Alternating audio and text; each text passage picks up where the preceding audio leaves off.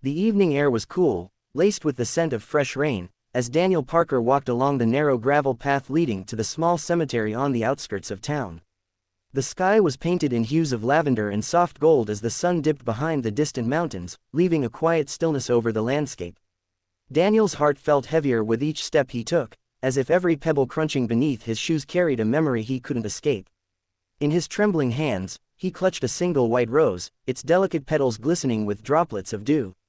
The cemetery was nearly empty, save for the sound of a distant wind rustling through the trees.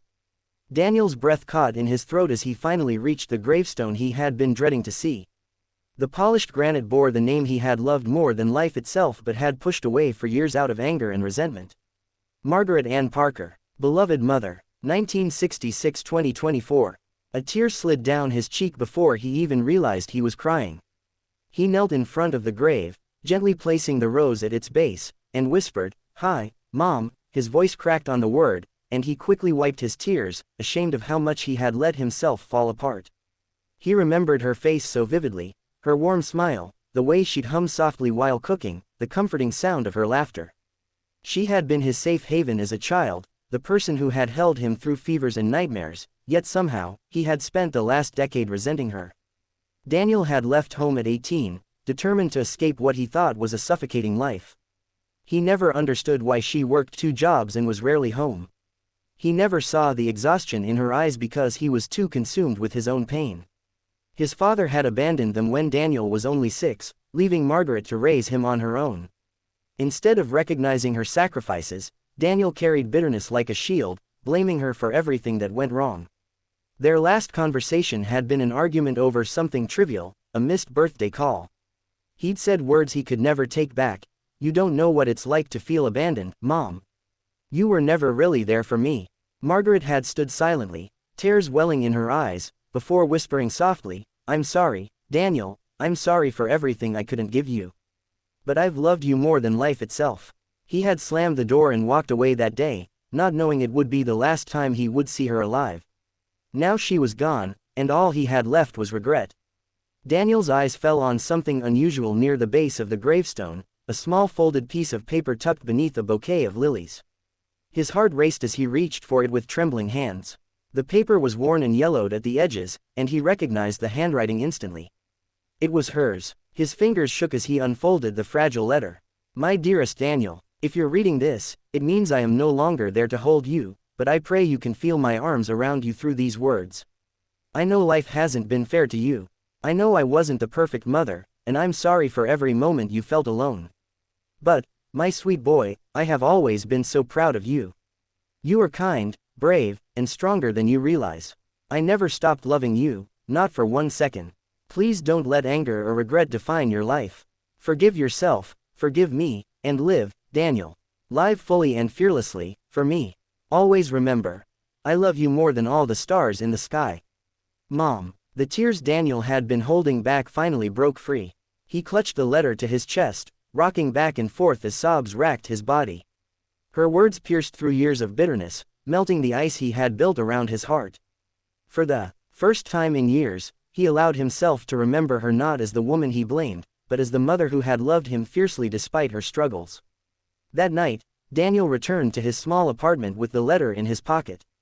He pulled out a dusty shoebox from his closet, filled with unopened envelopes, letters from his mother that he had ignored over the years. One by one, he opened them. Each letter was a treasure trove of love and sacrifice. Some were filled with encouragement during his college years, others were simple notes reminding him to take care of himself, and a few were stories from her childhood. By the time dawn broke, Daniel had read over 50 letters, each one making him cry harder than the last. He realized that his mother had never stopped reaching out to him, even when he had shut her out. In the days that followed, Daniel found himself visiting her grave daily, sitting in silence for hours, talking to her as if she could hear him. He poured out his regrets, his apologies, his love. The cemetery became his sanctuary, and with every visit, the weight on his heart grew lighter. One afternoon, while cleaning out his mother's old house, Daniel stumbled upon a box labeled, "For Daniel." Inside, he found childhood drawings he had made, photographs of happier days, and a worn leather journal. He opened the journal and began reading, tears streaming down his face as he discovered the depth of her struggles. She had written about nights spent crying herself to sleep, about the guilt she carried for not being home more, and about her dreams for his future. "I pray Daniel finds happiness, even if I can't be there to see it," she wrote in one entry. For the first time, Daniel truly understood the weight she had carried alone. His heart ached with regret, but also with gratitude. She had been his silent protector, sacrificing everything to give him a chance at a better life. Months passed, and Daniel's life began to change. Inspired by his mother's strength, he decided to return to college, determined to finish his degree. He wanted to become a teacher, to guide children who felt lost, just as he once had. He also began volunteering at a local orphanage, reading stories to children who had no families. He would bring them small gifts and snacks, but more importantly, he brought them love. With every smile he received, he felt his mother's spirit guiding him. One evening, Daniel sat at his desk, staring at the framed letter on his nightstand. He whispered softly, "I love you too, Mom," before turning off the light. For the first time in years, he slept peacefully. Years went by, and Daniel became a beloved teacher. His students adored him, and his colleagues admired his dedication.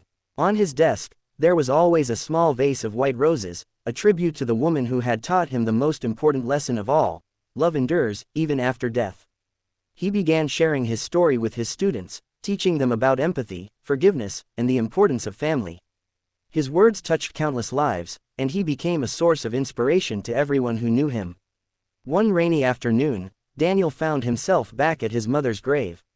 He knelt in front of the headstone, placing a fresh bouquet of roses. "You did it, Mom," he whispered. "You saved me. Even when I didn't deserve it, you saved me." The wind rustled the trees around him, and for a moment, he felt a warmth on his shoulder, like a gentle hand resting there. He smiled through his tears, knowing it was her.